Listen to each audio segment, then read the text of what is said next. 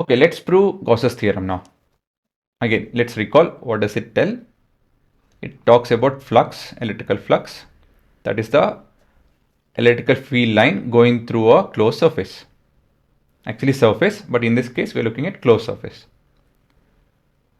So the field lines going out through a closed surface will be equal to the charge divided by the constant, proportionality constant, that is epsilon naught. So we're taking up a very simple scenario and proving this. The scenario being we're considering an isolated positive charge. Isolated meaning there's that charge and nothing else. So we have that charge and nothing else. Now to study this we need a surface because the flux has to do with surface. So that surface is over here. And this surface is called as Gaussian surface.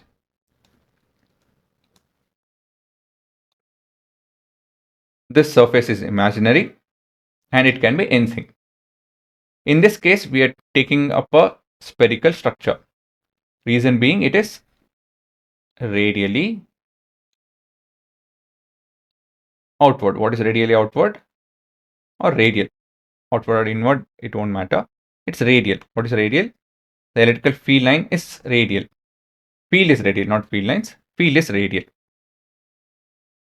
That is, if you go away from the center to a particular distance, right, with the same radius, if I move around, I can find that the field strength is same.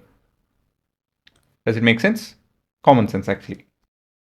Now, this structure has a radius of r and the charge is q. Now, we need to find the total flux going through the surface. How do you do that? Well, we'll start off with the smallest possible section of the sphere. We'll start off with that. And after that, we will add up the entire thing. So that's the entire flow. Start with a small part of the surface and then add the remaining. That's always been the case, is it not? All the derivation goes in the same manner. So this surface is ds.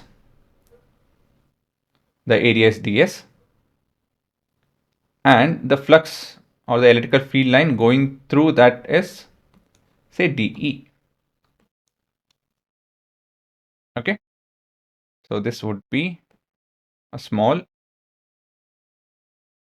just a second, a small area with the area of ds, right?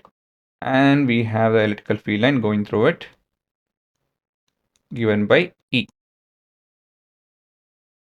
Okay. So remember, this is a three-dimensional space. So this is your solid angle and so on and so forth. So if I extend this, this is supposed to be joining this particular point, center, and it's radially outward, something like this. Okay, now let's start off with looking at flux. So the small flux that is within this space, we'll have a small flux, is it not? So that would be equal to E dot ds. Agree? Right? So when we expand it, it will be E ds cos of theta. So what is theta value over here? Here theta is 0 degree.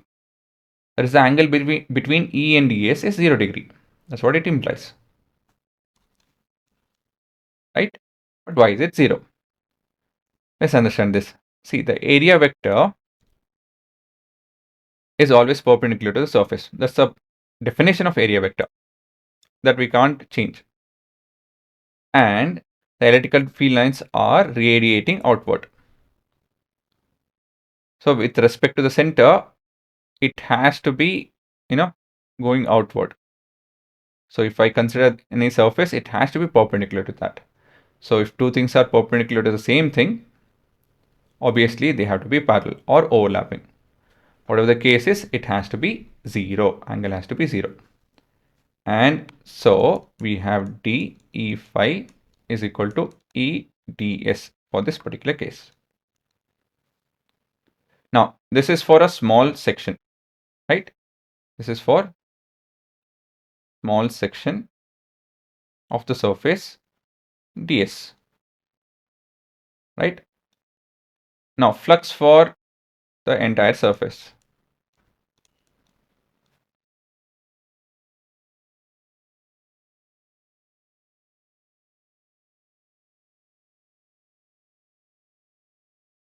So entire surface, how do you get? Well, we need to add up all the flux through the surface, right? Does it make sense? This is the entire flux. This is a small flux, and this is the entire flux. Basically, we are adding up. So this talks about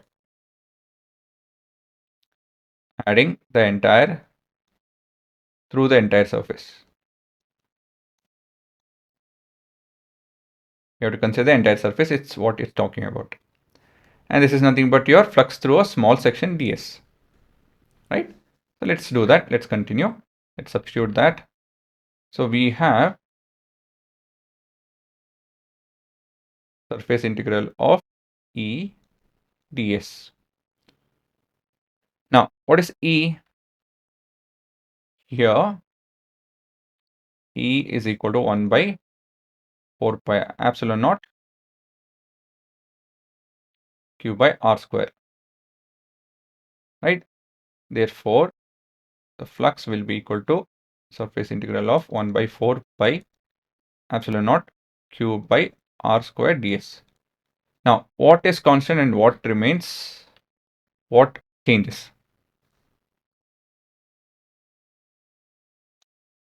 This entire thing is constant. So whatever we do, it won't change for a given scenario. So we can ignore that. We can take it out of integral. What about integrating the entire surface? What does it mean? Yes, it means that we are talking about the entire surface. Adding up all the section of the entire surface will give us the entire surface, is it not? This is the entire surface. So what does the entire surface give us? It gives us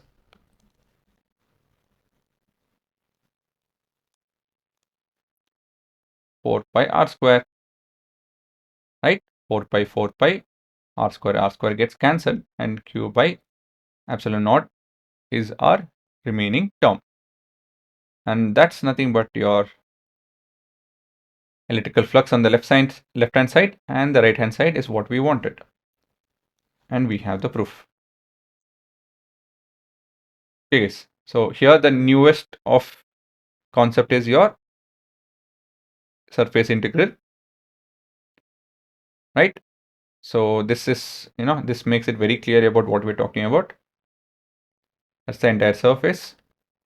And if not, it's a very simple derivation.